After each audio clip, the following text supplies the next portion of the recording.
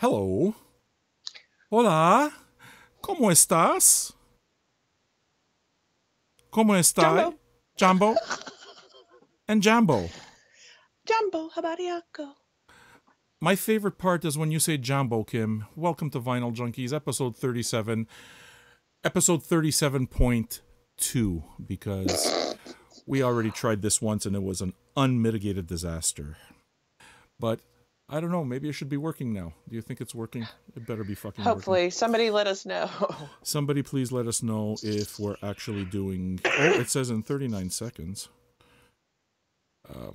So what it is that we're going to do is start all of this all over again and tell you that we have great news, and we will be talking about Scott Walker. Everything's good, by the way. Okay, good. So thank you. Okay, you're gonna get us all much less distracted now. We just wanted to get the technical difficulties out of the way, and now Kim and I can kind of just get into a groove. And yeah. Buongiorno, welcome. Look, we're going to talk about a lot of music. Scott Walker came up, and we're going to talk about the launch of our very first Vinyl Junkies curated pop market store. So if you look at the link, you'll notice our own record store, and we'll tell you how that works. How have you been, Kim? Good, busy. Shot a wedding yesterday. A little tired, but I'm caffeinated, so maybe a little delirious. Doesn't that mean that you're going to get kind of like just this big crash that's going to wind up happening in, like, maybe right after the show's over and you need to sleep? I don't have time for that, so just power through. Sleep is the cousin of death. You know who says that? You're Who says that? Greg Dooley. Greg Dooley of the Afghan Wigs. I forgot what song, yeah. but my guess is, I think, Gentleman. But at some point he says something about sleep being the cousin of death. And You know, I saw them last fall. They came. They're still amazing. They are, good God, so good. Okay, so do you want to do what we're listening to? Do you want to talk about the VJ store? Why don't we talk about the VJ store to start? Okay, we announced last week that we're doing this partnership here with Pop Market, and you know, we take pride in all of the labels and companies that we do business with, because you guys are the audience. You guys are the ones that buy the record, and the entire show is based on vinyl, right? So what we're trying to do here, Kim and I, and you know, through this forum, this live broadcast, through your comments, is really just create a conversation.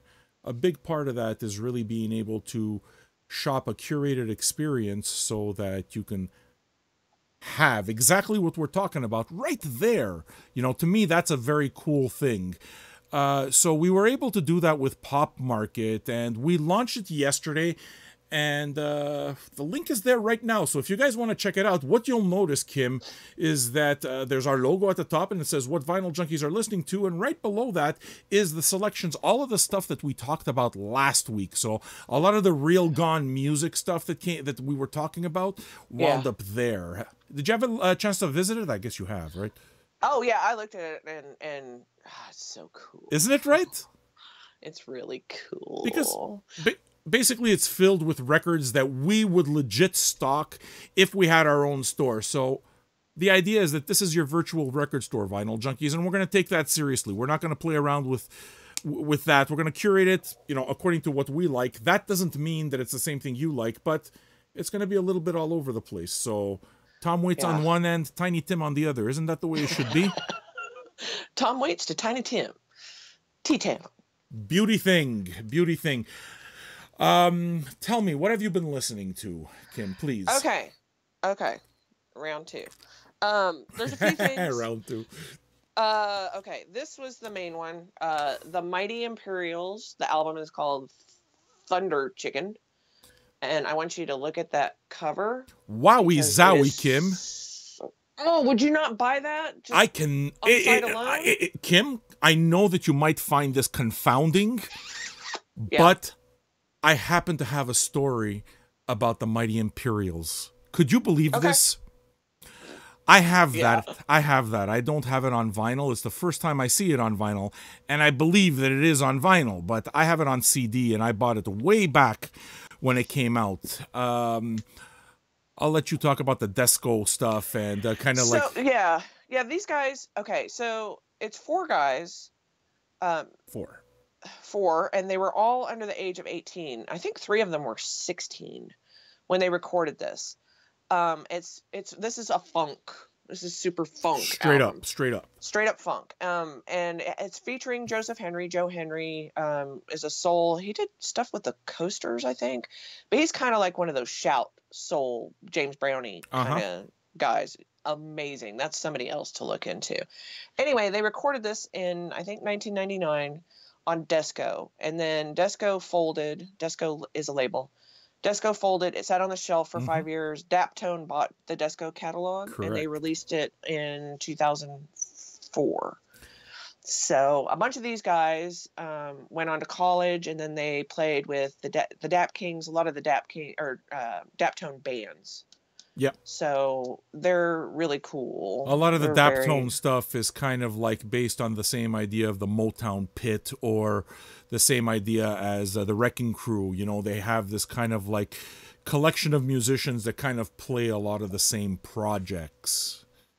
Yeah, they kind of interchange this, you know, they'll play on this, that, and the other. And Daptone is pretty much like a, I don't know, neo-soul, funk label. Neo-soul, funk, whatever you want to call it. But what I like a lot about that label is that they have an extremely healthy understanding and respect for their forebears. So, you know, they understand the value of Stax and the value of Motown, the value of Muscle Shoals, and again, you know, the Wrecking Crew. And they understand when they're making this music, they're carrying this flame forward. You don't have to be derivative, you know, but that label represents that. I got into that label on CD, actually. Okay, there was this one compilation. I don't even know if it's available on vinyl, Kim. Maybe you've seen it, but there's one thing that came out, maybe the first, but the Desco singles on CD, and it's just kind of like this picture of a dog on it. And I want that. Yeah, I know. I want it too. It was great, but I don't know if it's if they ever released that on vinyl. But I bought that Mighty Imperials record that you just showed on CD during Sharon Jones and the Dap Kings' very, very first tour. I believe the album was called Dap Dippin'. Okay, so this was, what, like the early 2000s or something? Yeah. They were just, I was hanging out with my friend, and we went out to get some Portuguese barbecue and decided, hey, you want to go watch this? Look, it's a soul thing. It's great, and Daptone's a great label, so let's go check it out. And look, Sharon Jones, I mean, it was a record there, but this is a new label. We don't know any of this. The show was cheap. It's a little club, 150, 200 people. The show was $8. All right, we had a couple of drinks. Let's finish our night off there, right? So this tiny little woman comes in, and she's got her hair kind of like all done up in a process with kind of like Jerry curl and stuff, you know, but she's got it tied up in the back, and she's wearing her little skirt, which of course now is, you know, the classic Sharon Jones look. But she gets up there on this stage, and the stage was only about a foot high, right? And she starts singing, and you kind of get into it, and like the band just sways, right? So it's kind of like they got it must have been a 10-piece band, right? So you got the horns kind of swaying one way or another. They got the whole kind of review, you know, kind of like that funk soul review feel. Yeah. Right? So that's what they're going with. So it's kind of like, okay, well, welcome to the James Brown show, or welcome to the Otis Redding show. And before that starts, kind of like the band warms you up before, you know, and introducing Miss Sharon Jones, right? So Sharon Jones comes on, and like, you know, she's singing, and they always started off with a kind of quiet piece, and she just goes off. At one point, obviously, they start jamming it up, and I'm not sure if it's her version of Janet Jackson's "What Have You Done For Me Lately." Have you heard that? Oh my God, yes! So Isn't it the greatest? Holy shit! It may have been for that, for I guess for stories purposes. Maybe I'll say it that way. But she gets on, and it was just one of those burners, right? And this little club, not many of us in there, and she just gets off, and all of a sudden she just goes to the back of her head and rips this elastic out of her hair and just lets it loose. Now, it's not very, very long, but it hung just above the shoulders. And again, she had a process in it, right? So she's shaking her head, and her dress is kind of like going back and forth, and she's a fucking dynamo, Kim. She's a dynamo. And it's like, whoa, man, this is what I'm doing on a Friday night. And you got Jerry Curl juice just flying everywhere as the band, the horns in the background, it's like blowing up a motherfucking storm. And they blew the doors off the place, Kim. God, it's such a shame we lost her. That woman. I didn't know her an hour before we walked in. And then now you're like, I have just seen God. Yeah. And actually, you know what? Now, as my memory, my endorphins, man, I'm so happy to be telling the story. You know what? I may be wrong here, okay? Because, I mean, it's memory, right?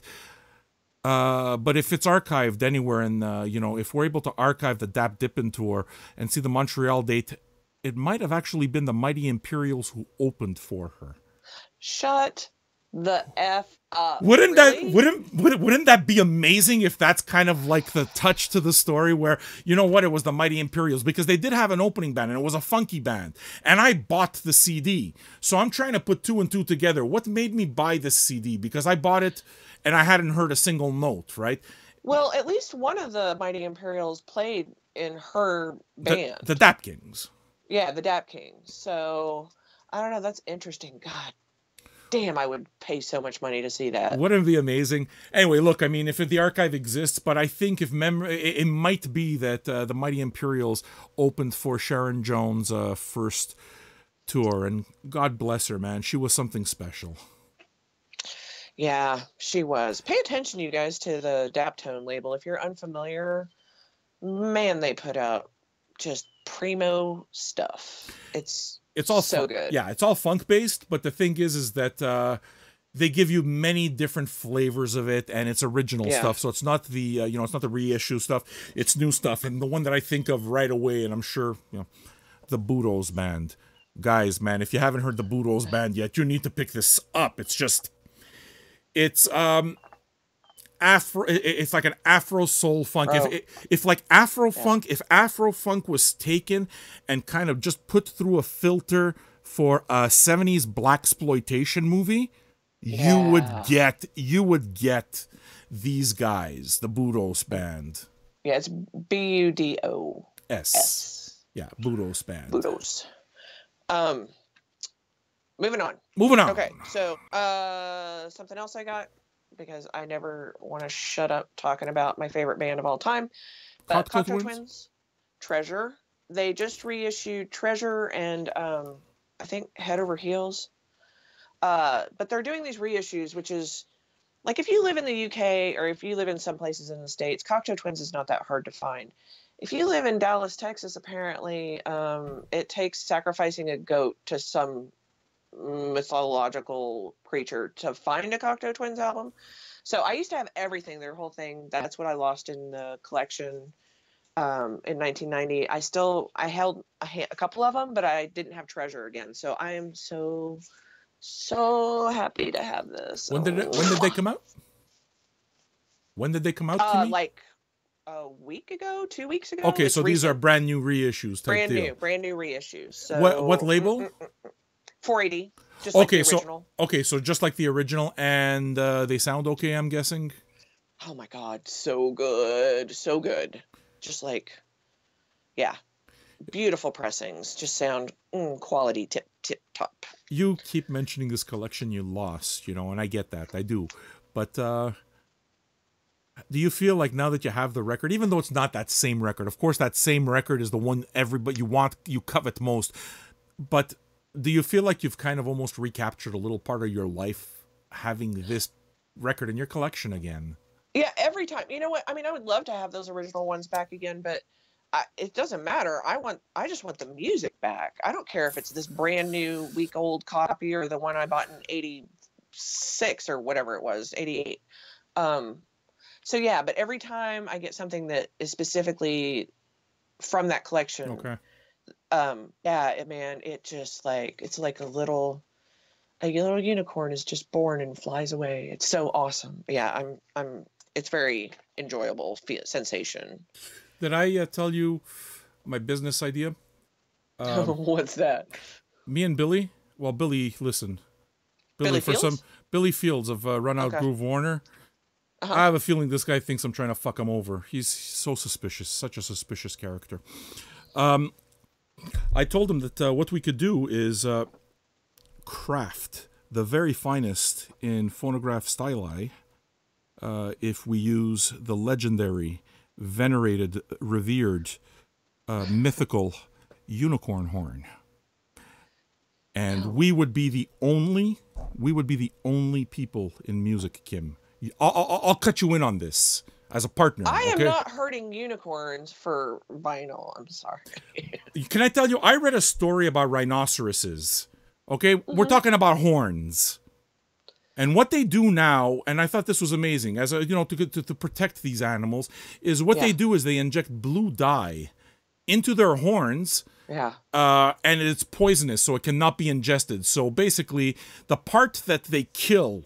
They poach this animal just for the motherfucking horn. What they do is they just inject it with blue dye, and that dye completely ruins the quote-unquote medicinal properties, and you're killing the rhino for nothing. I believe that I believe the same thing can be done with unicorns. Okay? We don't need unicorn horns to eat. What we do is we put them to sleep, okay, with unicorn tranquilizer. Okay? With unicorn tranquilizer. And is that like a Tom Waits album? It is. And then we very humanely cut off the horn. I don't think you need to cut it. You could just do shavings. We can do shavings, but you see, can I tell you why it is that I'm pretty sure we're going to become millionaires doing this? Like, I'm positive. We are going to capture the unicorn stylus market. We're going to put all this money together. All we got to do is find a unicorn with the horn. We're in business. Oh my God, you're insane. Okay. Listening to. Listen, hey, you mention them all the time too. So it's just, isn't it nice to know we have a giving tree? Vinyl Junkies has its very own giving tree. It has, it's got Rick James watching over us. I love him. He's my patron saint. And unicorns.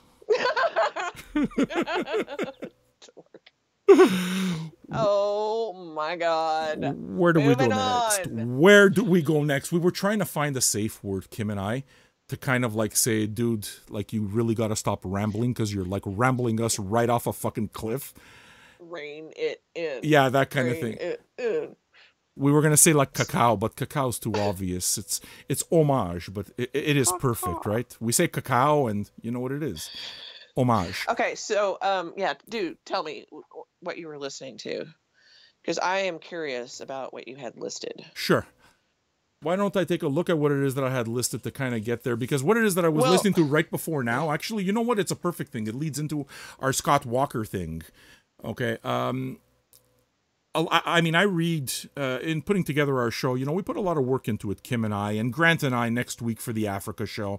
We put a lot of work into making this a good experience, and we read everything. And it was kind of impossible to miss a very well-written article on the Vinyl Me Please site on Scott Walker. And within this article, the writer basically likened a lot of what Scott Walker was doing to the material of David Bowie. And he was very, like I said, very, very thoughtfully written.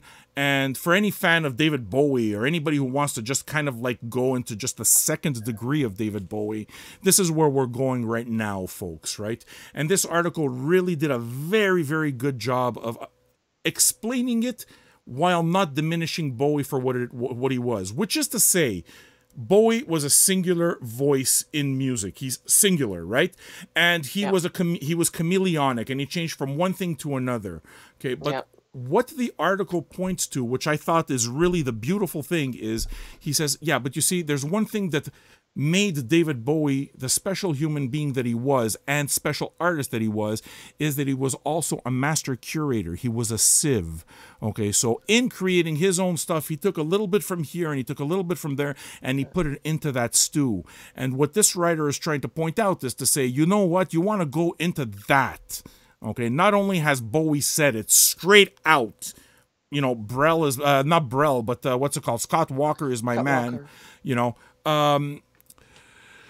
yeah, I just ran out of steam. Please continue. Well, okay, so Vinyl Me Please is reissuing I'm not sure Scott Walker's second album called Two. Huh? Can I ask you about that? I'm not sure if that's true. Because I thought they were. The article came from Vinyl Me Please. I understand the mix-up, okay? Because the article was on Vinyl Me Please, but I texted Matt Hessler just before to ask him, hey, wait a second, are you guys releasing Scott 2 on vinyl? Because if Scott 2 is being released on vinyl, you want to buy that record immediately. The first 4 Scott Walker records are amazing, and they've only been reissued by 4 men with beards recently, so it's kind of like a caca label. Caca! Caca! I think that... But it said in the article that they're released for the 50th anniversary of this Baroque pop masterpiece. But Scott Walker 2 is one of the strangest. So it makes it sound like they're reissuing. Anyway, we'll find out. Right? Because that's exactly it. That's what it's alluding to that, but it doesn't directly say that we're putting out the record. So we'll find out on Monday and we're going to clarify. If so, that's a masterstroke. And I'm telling you, line up, buy that record. The first 4 Scott Walker records are fucking... Well, Baroque pop masterpieces is a good way to call it. It is. I mean, think David Bowie or Tom Waits. Bee Gees, early Bee Gees, 60s Bee Gees, for sure. Yeah, because it's absolutely pop, but it's kind of storytelling narrative pop. And it's just so lushly recorded. There's strings, like, I mean, especially Scott Walker started with his brothers. There were 3 of them, the Walker brothers, and... are you familiar with the song "The Sun Ain't Gonna Shine Anymore"? Yeah, the sun ain't gonna shine anymore. Yeah. And in the background, there's just these huge, lush strings that bring goosebumps to you. And I mean, that's where it started, right? And a lot of it was kind of like this teenage heartthrob. And then he releases his first records and borrows very, very heavily from Jacques Brel, a chansonnier, right, from Belgium. And so much so that those first 4 records, right after that, they released another record called Scott Walker Sings Jacques Brel. And it's a compilation of all the Jacques Brel songs that he sang on the first 4 records. Okay. Kind of thing. You know, so, you know, to take the David Bowie narrative a little bit further, there's a... Jacques Brel song that David Bowie does on pinups. I believe it's called Port of Amsterdam, or is it Amsterdam? Those are 2 separate songs. It's Port of Amsterdam. It's Port of Amsterdam, yeah. Well, that Port of Amsterdam song is a Jacques Brel song, and Jacques Brel, basically, he got it from Scott Walker. It's all about the Scott Walker, man. Yeah, you know, it's also a little Tom Jonesy. I said Tom Waits earlier. Oh, yeah. There's a little bit of that lush. Yes. Actually, yeah, you know, in what sense? Because Tom, you're not wrong, man.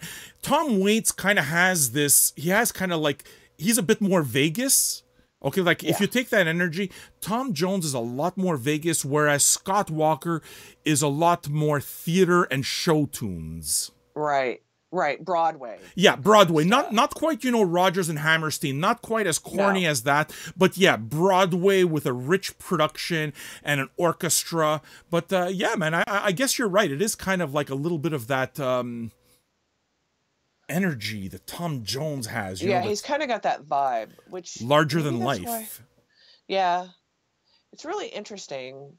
So Scott Walker 2.0, and we'll put a link to the article because it's really interesting. Oh yeah, I thought that was a good read. Yeah, I don't know absolutely. Who that writer was Gary something, I think, but yeah, it's really good. I very much enjoyed it, and actually, if anything, what wound up happening is I never thought of that. Okay, I'm a longtime collector of all Scott Walker, and I never really put those 2 things together.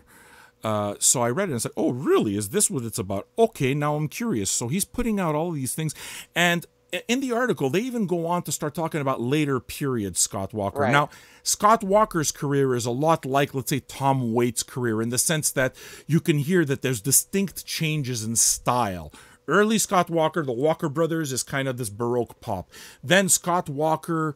solo early albums from the 60s, even all the way up to the 70s, you got kind of like this chansonnier and just song, kind of the Tom Waits example you were giving is a good one, you know, and then he falls off the face of the earth and puts out a record in the 80s, which one is it called? Climate of Hunter.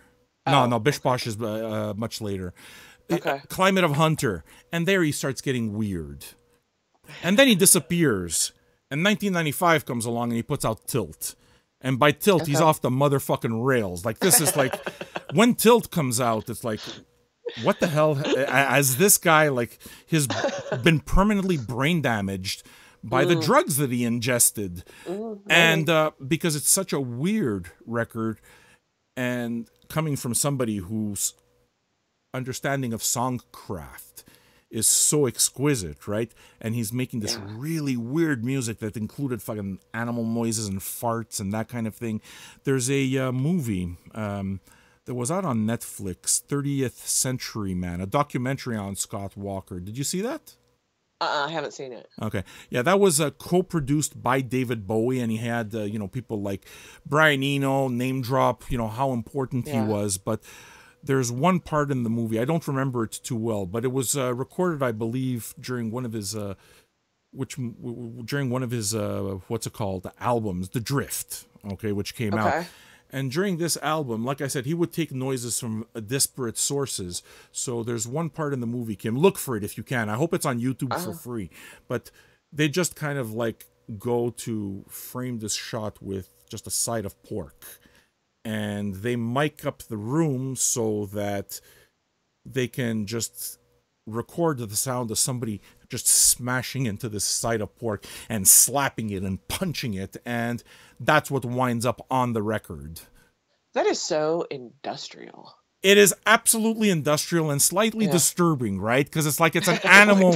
It's an animal being fucking beaten that way. So it's almost like you start thinking, "Whoa, man, this guy's almost going Jodorowsky here." Not quite that bad, but yeah. Well, not a live animal. Like no. Yeah, it was a butcher's. Okay. I don't remember exactly what the scene was, but the reason I remember it so much is because it was so mind blowing. It's that one thing where if you remember anything, right? What's the scene you're going to remember if you... Deliverance. Well, name the Deliverance. What's the scene you remember? The banjo. You got a pretty mouth. Yeah, well, yeah. I like the kid sitting on the porch playing. Yeah. It's the weird stuff that sticks out. Yeah. So punching Scott pork. Walker, people. Scott Walker. And if you guys want to get into it on the metal train, he did an album called Soused with Stephen O'Malley of Sun, basically.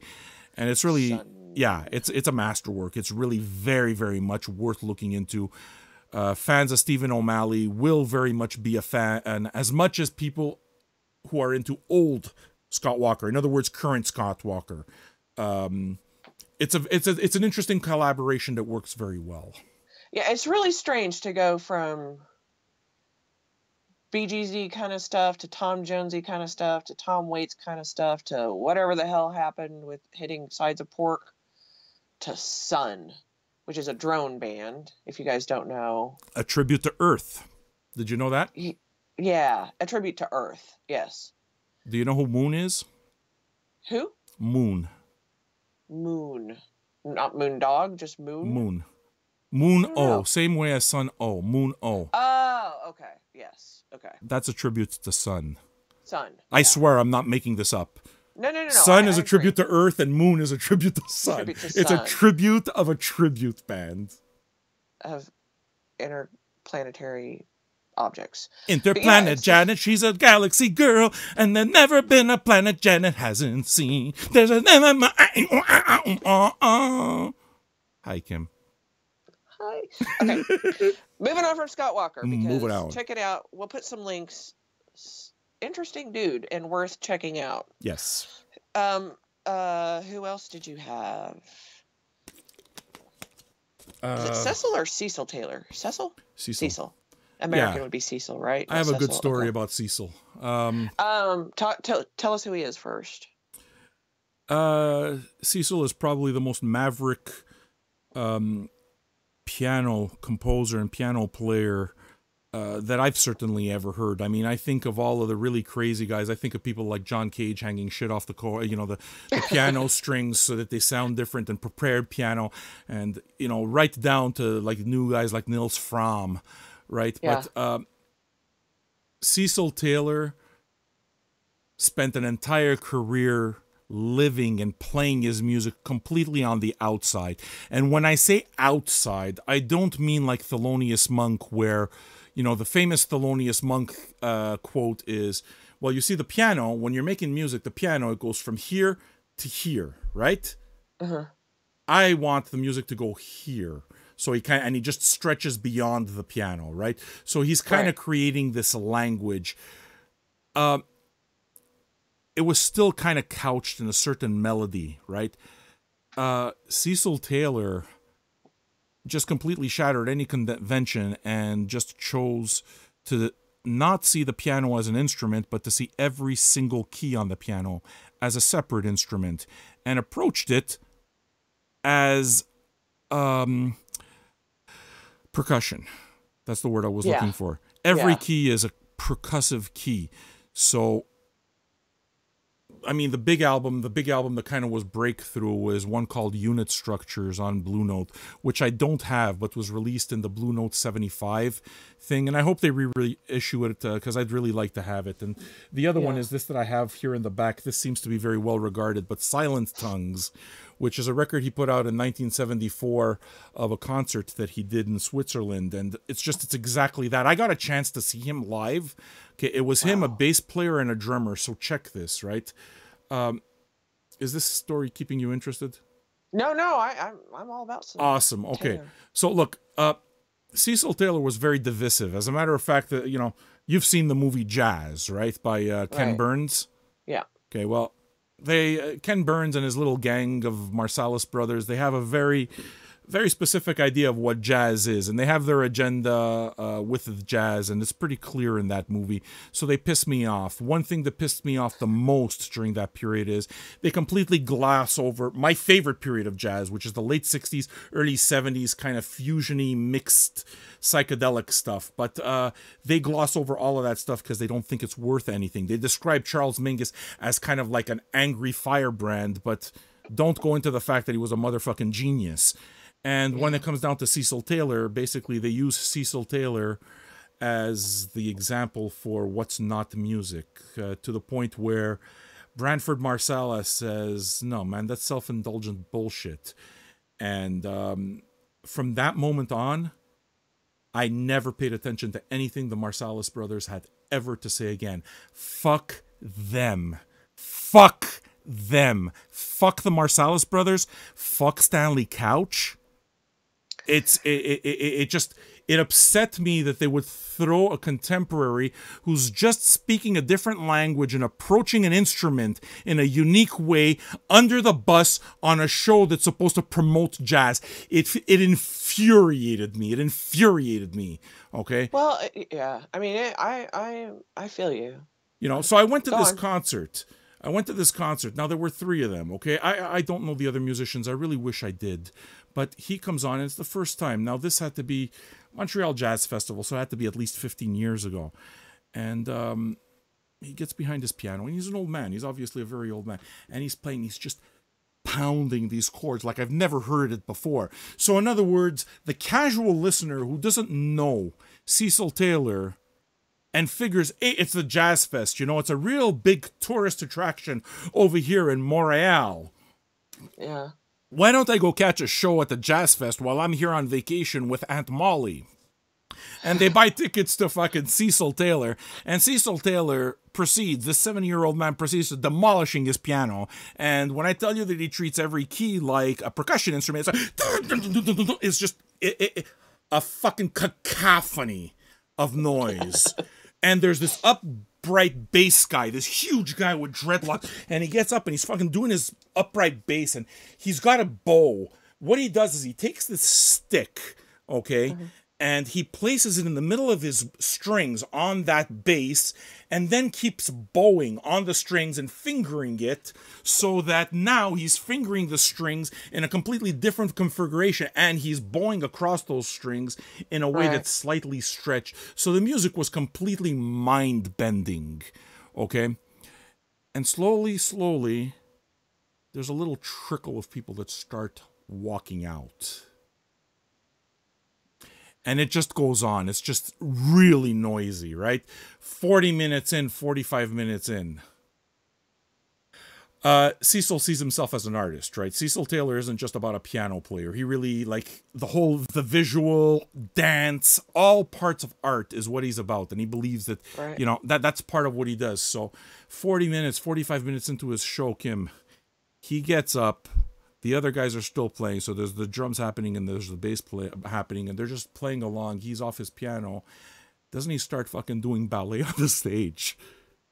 I swear, I kid you not, he starts doing this ballet routine. A 70-year-old rickety ass man, believe me, man, he wasn't in shape, starts doing this really, the most cracked ballet routine I have ever seen in my life. And my jaw is dropping. It's like, motherfucker, am I watching this? And there's just another steady trickle of people. Just, the place is emptying out. Because it's just too fucking weird. And that's probably one of the absolute best concerts of my entire motherfucking life. I loved that. I loved that concert. So you know what?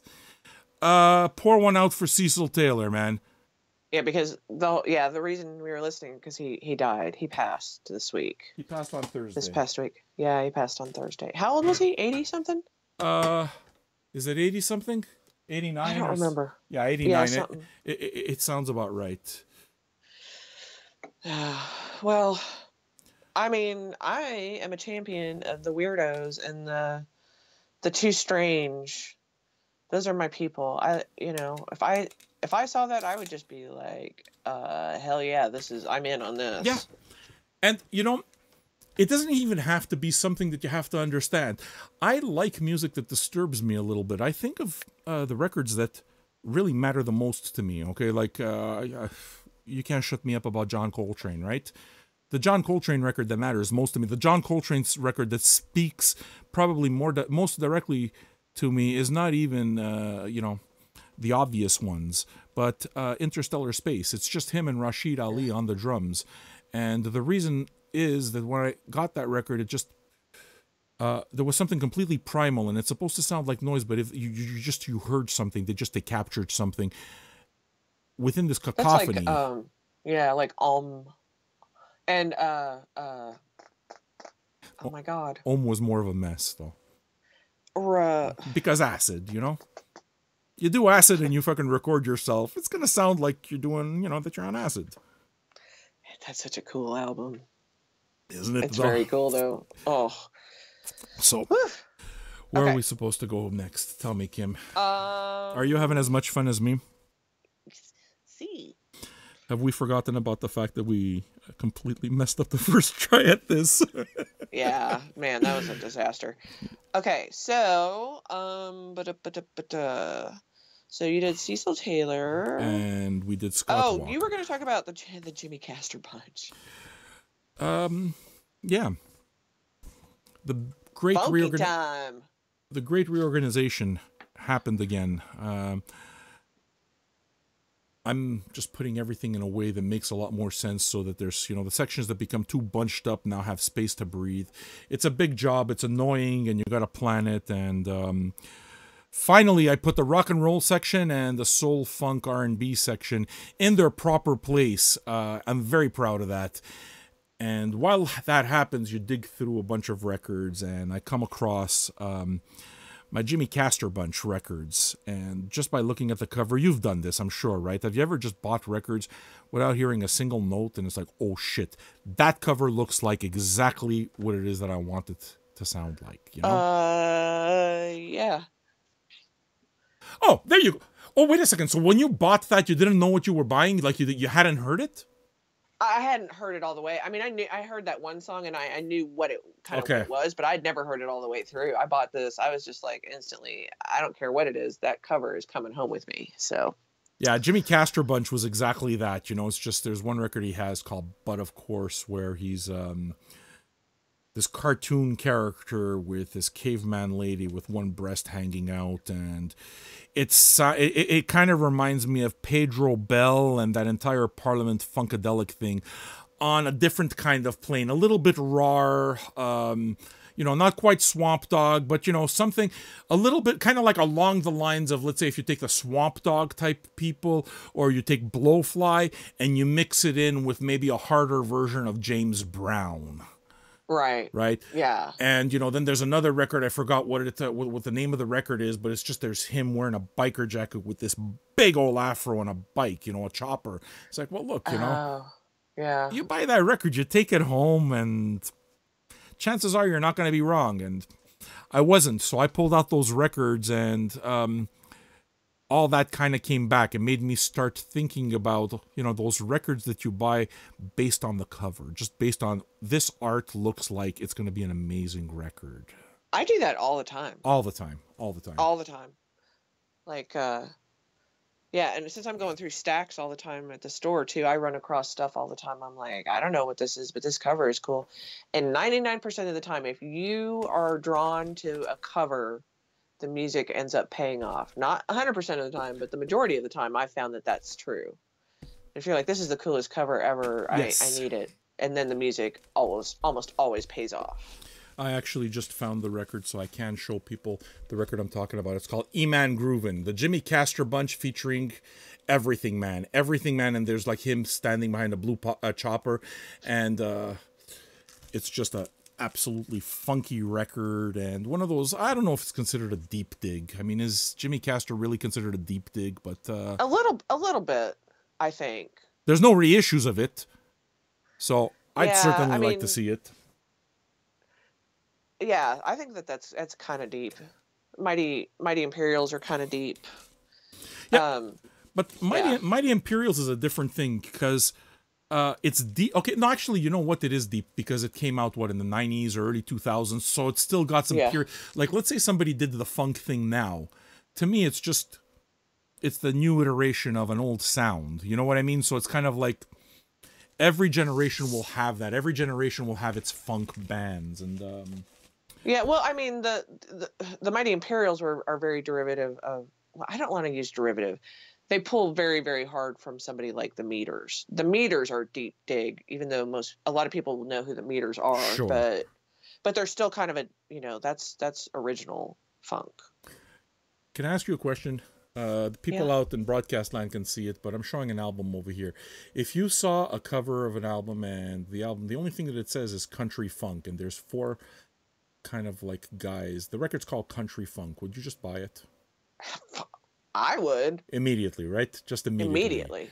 Immediately. If the band is going to put those 2 words together, even if it fails miserably, you gotta know what it is, right? So yeah, I just showed this Country Funk record, which I had, because like, fuck, Country Funk, I gotta know. And it winds up being too derivative. In this case, I'll use the word like derivative of something like the Byrds, right? So you look at all the Graham Parsons stuff, and obviously these guys listen to Graham Parsons, and there is a little bit of that funk thing, but it's almost more of a folk. So the title is a bit more of a misnomer, and it's good, but it's not what you wanted it to be. It's the best part about the record is that I can tell people that I own a record by Country Funk. That's not to say that it's a shitty record. That's not what I said. You know? Yeah, that's kind of like the one that springs to mind for me where the music does not hold up to the cover is the album or the band Sweet Cream that did a derivative or whatever of Whipped Cream. So it's a gorgeous picture. It's this African American woman doing the same pose with the whipped cream and everything. And you look at it and it says Sweet Cream. It's a copy or whatever of the whipped cream, and you think this album is going to be the best thing I've ever heard. And the music is kind of okay. It's not bad, but it's not what I wanted it to be. I wanted it to be like funky. Have you ever heard Whipped Cream Re-Whipped? Yeah. Isn't that great? It's the greatest. Hey, they did a good job with that. Basically, it's kind of like remixes. Electronic, if you want to call it that. I don't even know what they call that style. Acid jazz, electronic. But, you know, kind of like along that lines, and just took the entire record and reimagined it. And I thought they did so with great effect. Yeah, I guess we haven't really talked about Whipped Cream. We're getting off the beaten track. But, you know, the guy I work for at the record store, he started collecting whipped creams because the joke goes, or the thing is that whipped cream is the one record that you find every time you go and dig in some collection. It's like the most ubiquitous album of all time. Yes. There's 6 million of them made. They're still pressing them. You figure even if half of them are gone, there's 3 million floating around the country. It's like E.T. and Atari, the video game. Yes. Yeah. So Taylor started collecting them, and then now he has dragged me into his obsession. And people bring them to us at the store. We collect them. We put them on the ceiling, and the goal is to have more than any other record store in the country. We take it deadly seriously to collect as many whipped creams as we possibly can. I'll post a picture of me with a lot of the whipped creams. I just basically, that's freaking mental, and I'm pretty sure that that's the reason it is that I want you as, my co-pilot over here, because I understand. You want to know what the story is? Can I tell you something that I can get excited? I can speak directly to this. That's how much you and me are like Sonny and Cher. Okay? Oh, God. We are. I get to be Sonny. We are. Okay? I can be Cher. I'm happy being Cher. Yeah, I worship Cher. But I have on my screen here, right behind, I mean, you don't see it because the camera is right there, right? But right in the back, I have my screen. I do all of my work on the big 55-inch screen. But in the back of that is just a big wall, which I'm taking old album jackets of whipped cream and just making a big wall-to-wall mosaic so that's my backdrop to the TV that I work on every day. And I must say that it's been a little bit of a point of contention with this fucking Kim, okay? Because you know what I'm talking about. You know what I'm talking about, girl. So I ask, okay? I won't say anything direct because I don't use the forum for that. But I need covers so that I can fill up this wall. So I've asked Kim, because Kim, I work in a record store. Oh, did I tell you? And I've heard this whipped cream story a million times. Like, Kim, I need a couple of covers over here. No, I can't do it. So now, this record that's supposed to be this piece of thrown away garbage that nobody wants, we are two sources. We're fighting over we are fucking fighting over. We are fighting over whipped cream. I swear I'm not making this up. So much so that I'll even tell you, okay, I think I've told you I'm building like just with Stoughton jackets, just wallpapering the entire room. So the guy from Stoughton, Rob, writes me and he's there, hey, dude, you still looking for that whipped cream? I'm there, yeah, man, absolutely. What are you using it? He asked me, what are you using it for? Well, and I go into the whole story. And he just inherited his father-in-law's record collection, and that record collection included not one, but 2 copies of whipped cream. And Rob didn't need these copies of whipped cream because he's already got 2 of his own.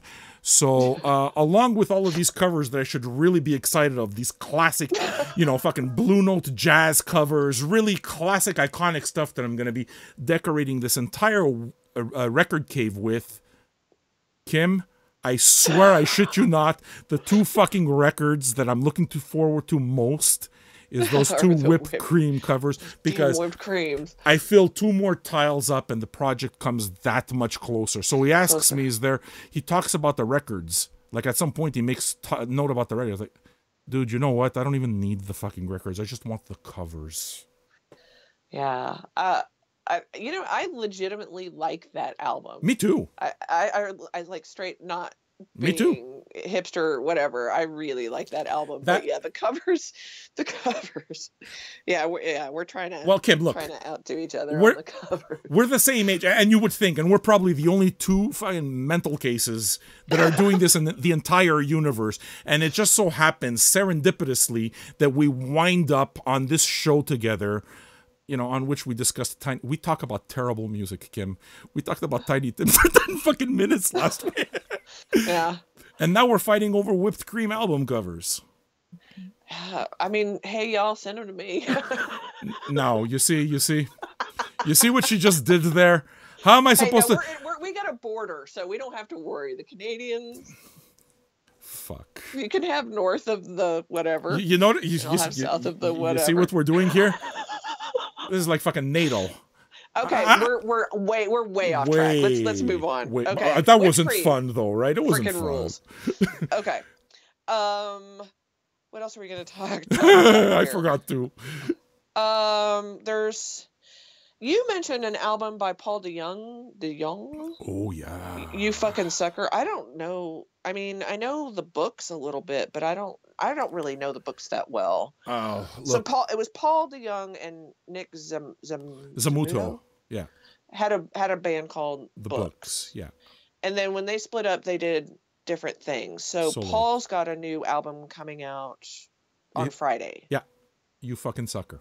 You fucking sucker. You fucking sucker. But yeah, I don't know that much about him. So there's an entire story behind the books, which I'll save for another time because there's not enough time to tell it. But I'm pretty sure I'll talk about the books and how it is that it hit the chord. It struck a very deep chord with me when it comes to my own mental illness. My fight with bipolar. But Temporary Residents, who are sponsors of ours, just sent all of the catalog after me listening to The Lemon of Pink for the first time. And Paul Jong was one of those. And so I kind of knew about that, but I knew about it through the books. And then I kept seeing one article after another talk about how freaking glorious this record is. And you know what? I believe it. So now the record's supposed to be coming along, and I know it's supposed to be coming to your place too, Kim. I had the people at Temporary Residence put one in the mail for you, and okay. You'll be able to tell me for yourself. Hey, what do you think? So, but what is it? How do you describe Paul Jong? It's kind of like, how do you describe the books? It's just, I don't know what the hell it is. It's just this fucking art projects, pastiche of sounds. A lot of the stuff is just tapes that are put together. There's a lot of field recordings, but it's put together in a way that follows some kind of narrative which isn't immediately clear to me at all. The only thing that is clear to me, though, is that the music affects me on a very, very deep level, and somehow it seems to pacify whenever my brain doesn't work properly, whenever my brain is just affected by, this disease that I have. It seems to calibrate it. The sound seems to almost pacify. It seems to almost calibrate. And I can't tell you. I can't tell you why. Okay, I can't. But I know that it had that effect immediately. And it's interesting. Yeah. So, Paul Jong. I guess you'd have to listen to it. The only thing I can say, though, is if you know anything about Temporary Residence, their catalog is curated quite well, so it's fun. If you like art kind of music, or, you like William Basinski. Yeah. Yeah. I have that Lemon Pink album. The Lemon of Pink album, too, somewhere. That's amazing. I love that record. Yeah. That's a really weird, cool, very cool record. Isn't it? So that's the deal with Paul DeYoung. He's from that band, The Books, and the record's coming out, and we're looking forward to getting it. I'm way intrigued. I'm all about. Yeah. I have a feeling you'll like it. Probably. Yeah. I like a lot of stuff. I like a lot of stuff too. I was going to mention too that The Damned have a new album releasing on the 13th. Evil Spirits, which is like their 11th studio album. So I don't know how you feel about The Damned. There's some good documentaries about The Damned. I like them. And all their weirdness and their issues and their splitting up and who's doing what, who's got the rights to this and that. But The Damned are just a good time, I think. I try to separate all that stuff from art. I try to separate I try as much as possible to separate music from the fact that from the human beings who make it, because the minute I attach humanity to music, I'm immediately disappointed. You know what I'm saying? Yeah, it's hard. I mean, there's some situations where when I discovered something about an artist that I can no longer listen to their music. Yeah. And I don't like that, but I don't ignore it, but I also. Yeah, if you watch that Damn documentary, you might change your mind about some of the Damn stuff. But hey, but you know what? What? God bless Captain Sensible for having a heart attack, having to stop his tour for that, and recovering from it, and going right back on tour. going right back out there. Right like he back. never stops. No. So what else is he gonna do? I don't know. Maybe make another Phantasmagoria. The Damned. A lot of people hate this. You know, The Damned is definitely one of those bands that, man, their stuff has been punk. It's been gothy. They do covers of the band Love. I mean, they're all over the place. They do covers of the band Love. Which covers? They do. What's it? Their big one. Little Black Book. Shit. No. Alone Again, or Alone Again, or. That record. It's one of my very favorite records ever, man. Love Forever Changes. Yeah. Well, have you ever heard the Damned's cover of Alone Again? I haven't, but I'm immediately curious, and I will have to hear it. It is hauntingly beautiful. Their cover of it is, you know, sometimes we could talk about covers for a million years, and sometimes, you know, they're just very by the book, by the numbers, just absolutely trying to cover it. Sure. And sometimes they're way worse, and sometimes they're better. I don't necessarily think that this is better, but their cover of that song is as good. As the original. It's so beautiful. It's beautiful. Okay, well, I got to listen to it necessarily, and now I got to know what album is it on, because I want to hear it on. I want to hear it properly. I have it on The Damned anything, but if you YouTube The Damned anything, God damn it. I can't retain a thought for 5 seconds. Alone Again, or Alone Again, yeah, that's or the name of the song. The Damned, Alone Again, or the video is really beautiful too. They look like, in that video, The Damned, it looks like they're going through a Fields of the Nephilim, the Mission UK phase. It's very dusters and desert and cowboy hat kind of things. Gotcha. You know what, Kim? It's time to go. It is. It's 56 minutes. Why don't we cut it here? Okay. Listen, kudos for working through all of these technical difficulties. I think I had a lot of fun, man. It was a good show. Rick and I say thank you. That was I just want you to know that was a last-minute addition, and Kim, I wholeheartedly, despite the crack pipe incidents, I wholeheartedly accept this man into our lives. God, I love Rick James. Because Kim, cocaine is a hell of a drug. Cocaine is a hell of a drug. Don't do cocaine, kids. All right, we're going to pick a winner off the top of my head. The winner I'm going to pick for a prize is Lou Masters. It's very simple why I'm picking him. Lou Masters is somebody on our Vinyl Junkies forum who just always lets me know whenever somebody's spamming us. So he reports the posts and just makes our life easy. And for that, you get a free record, dude. You're the best. The best. Well, he's simply the best. Oh my God. Better than all the rest.